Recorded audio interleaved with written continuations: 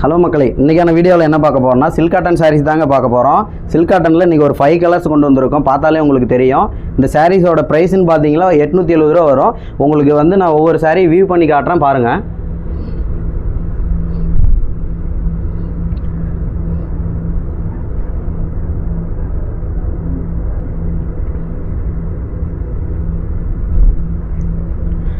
இந்த சாரீஸில் எந்த சாரீ உங்களுக்கு வேணும்னாலும் ஸ்க்ரீன்ஷாட் பண்ணி உங்களுடைய ஆர்டர் ப்ளேஸ் பண்ணிக்கோங்க.